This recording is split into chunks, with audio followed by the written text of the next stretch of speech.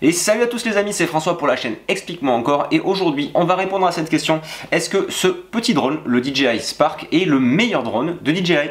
Ouais, enfin on répond à la question, on répond à la question après l'intro.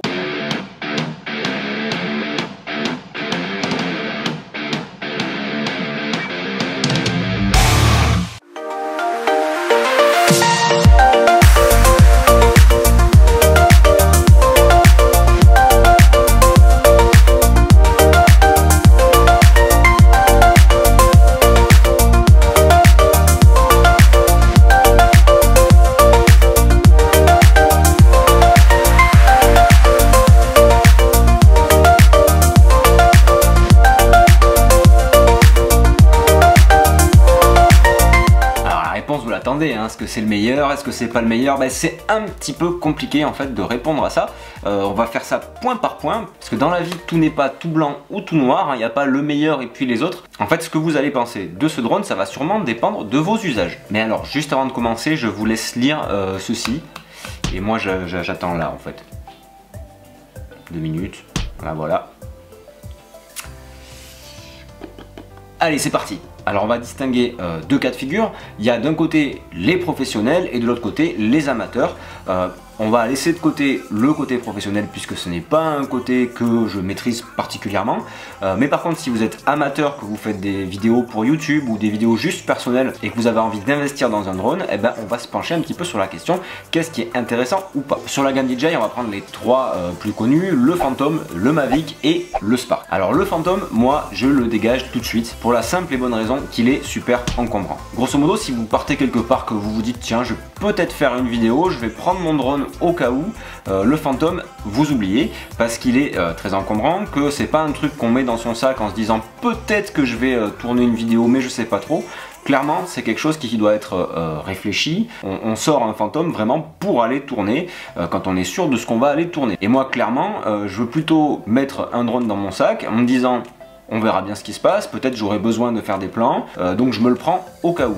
Et donc clairement le Phantom, on peut le sortir de cette catégorie là, on le prend pas au cas où. Ce qui nous laisse deux drones à comparer, le Mavic Pro et le Spark. Et ça tombe bien, je les ai testés tous les deux. Alors côté caractéristiques principales, le Mavic Pro filme en 4K, il a un stabilisateur 3 axes et aussi permet de filmer en log. C'est ce mode dont on a parlé dans une précédente vidéo qui va permettre de faire des retouches colorimétriques plus poussées que si on filme en mode normal. Et question autonomie, une batterie de Mavic ça dure entre 20 et 25 minutes. Sinon en dehors de ça, les fonctionnalités sont à peu près les mêmes, si ce n'est qu'on peut piloter le Spark avec des gestes, avec la main, ce qui est dans mon cas pas forcément utile, qui fait un petit peu gadget et qui va pas servir forcément à faire des super plans de ouf. De l'autre côté on a donc le Spark qui lui ne filme que en 1080p, qui est stabilisé certes mais avec un stabilisateur 2 axes uniquement. Le mode log n'est pas présent dans le Spark, peut-être une mise à jour future le donnera accès mais pour l'instant ça n'est pas possible. Et la batterie du Spark tient environ 10 à 15 minutes. Donc sur le papier, qu'est-ce qui gagne?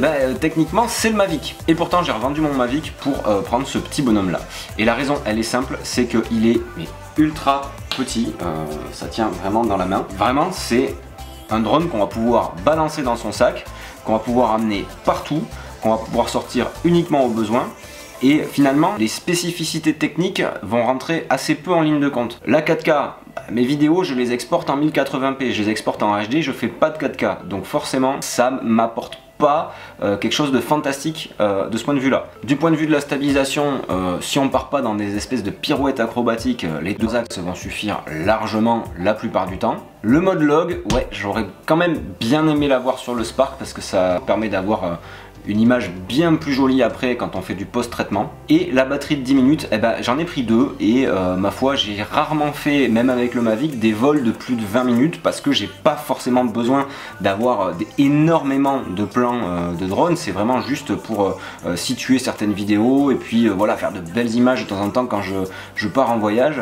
Mes vidéos ne sont pas des vidéos qui sont consacrées au drone, c'est vraiment un petit plus pour ajouter à ce que je fais déjà. Donc sans hésitation, hein, même si la qualité vidéo elle est un petit peu moindre quand même, hein, faut pas se leurrer, hein, c'est un drone à 600 € comparé au Mavic qui en vaut plus de 1000, la qualité elle est un petit peu moins bonne, mais entre un drone que je vais sortir super facilement, que je vais voilà, lancer et puis faire ma petite prise et ramener, puis terminer, je le range dans le sac, on n'en parle plus, et un autre qui va être un peu plus délicat à sortir, qui va être, même si le Mavic ça reste quand même facile à sortir, on est bien d'accord, mais c'est un tout petit peu plus encombrant, je préfère avoir un drone que je vais utiliser qu'un drone que je vais avoir du mal à sortir. Alors il faut savoir que le Spark, le modèle de base est Wi-Fi, donc il n'y a pas de télécommande, ça se pilote directement avec un smartphone ou avec les gestes de la main, mais je vous recommande vivement de prendre le pack Flymore avec la radiocommande et avec les batteries supplémentaires, tout simplement parce que quand vous le pilotez en Wi-Fi, la portée est vraiment réduite, je crois que c'est de l'ordre de 50 mètres, donc on va pas pouvoir faire grand chose, et que la deuxième batterie elle est à mon sens complètement indispensable parce que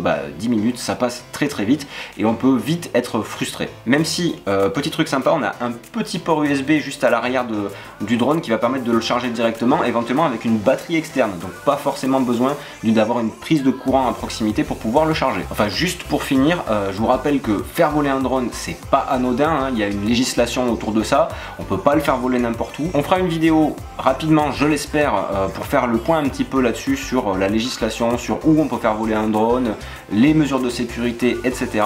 Mais surtout faites attention, un drone ça reste quand même un objet volant qui peut tomber et éventuellement blesser des gens. Donc faites attention et volez surtout en sécurité. Et voilà les amis, c'est tout pour aujourd'hui, j'espère que cette vidéo vous a plu. Si c'est le cas, vous pouvez mettre un petit pouce en l'air. Si vous êtes nouveau sur la chaîne et que vous ne voulez rien rater de la suite, vous pouvez vous abonner en cliquant sur le petit bouton qui s'affichera au milieu de l'écran. Et moi je vous dis comme d'habitude, à très bientôt pour une prochaine vidéo.